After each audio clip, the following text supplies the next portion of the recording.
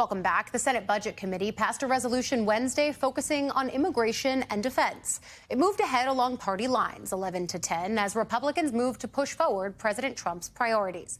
Joining me now is the top Democrat on the Senate Budget Committee, Jeff Merkley of Oregon, who also serves on the Foreign Relations Committee. Senator, thank you for joining us. From the Senate Democrat view on the Budget Committee, is this the approach that you think Republicans are ultimately going to go with as they try to accomplish their reconciliation goals? Well, what we're seeing is them using defense and homeland security as a Trojan horse, because the real goal here is to provide an avenue through which they can then do, as the House said yesterday, some $1.5 to $2 trillion in cuts to spending on programs families depend on health care and housing and education and child care. These fundamentals that let families stand on their feet and move with vigor into the middle class. That's their target.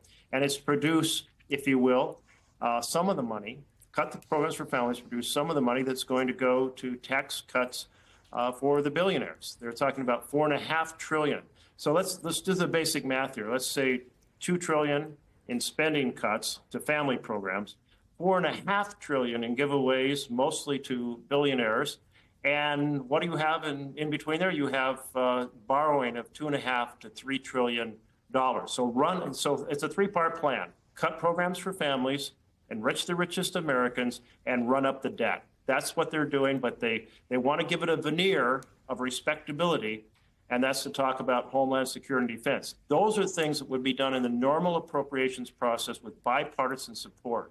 They're being used here as a smokescreen to cover up this assault on families, this run up of the debt, and this strategy of giving away the nation to the billionaires.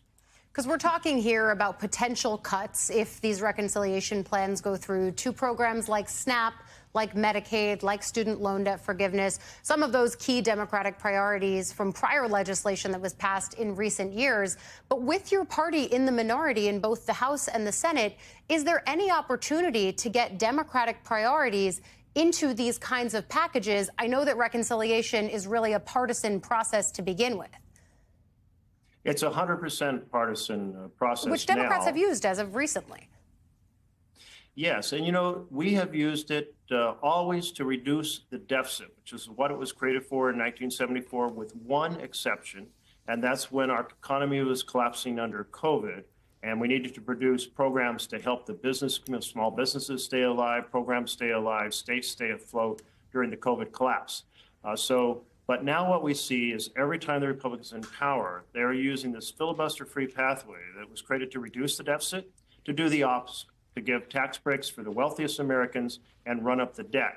To your question about our priorities, well, what we're going to see is our priorities are going to be attacked, and we're going to illuminate those. And we're going to illuminate it with the goal of mobilizing people across this country, because this is not what Trump campaigned on. He didn't campaign on cutting community health centers and making drugs more expensive and housing more expensive and Head Start more difficult and school lunches more rare or the cost of college higher. He didn't campaign on those things. So here we have the great betrayal. He campaigned on helping families, but now we see the real strategy: attack the programs for families that are necessary for families to stand on their feet and thrive, and give away the bank to the richest Americans. And we're going to oppose it, we're going to publicize it, we're going to stall it, we're going to create as many wedges and divisions as we can, because this is not in the interest of government by and for the people. This is government by and for the billionaires.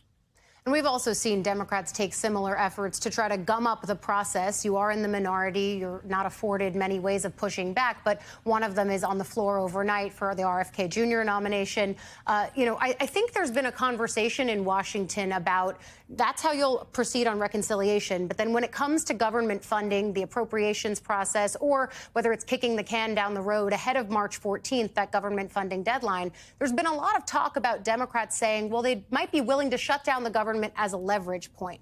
I guess my question is... Republicans. Yeah, go ahead. Oh, Allie, it's the Republicans in charge. The government shut down. It's because the government in charge shuts it down, and because they're pursuing ends that we simply can't support. But it's the Republicans who have to decide. But I think the conversation around Democrats using that as a leverage point because it's on the calendar, what would you use it for leverage on? Well, listen, it's never going to be business as usual when the president's breaking the law every single day. I mean, these are not questions of, a little bit of gray area about where executive power meets congressional power.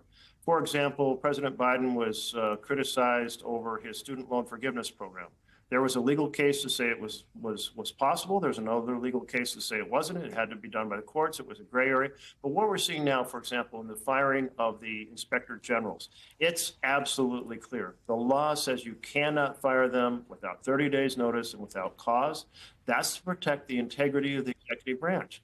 So this law breaking and then this withholding of funds, that is not just breaking the law. That's unconstitutional. That is the power of the purse. That's an authoritarian president. And we're going to stand against the complete undermining of the vision of the separation of powers and the checks and balances. That's the difference between a democracy and a dictator.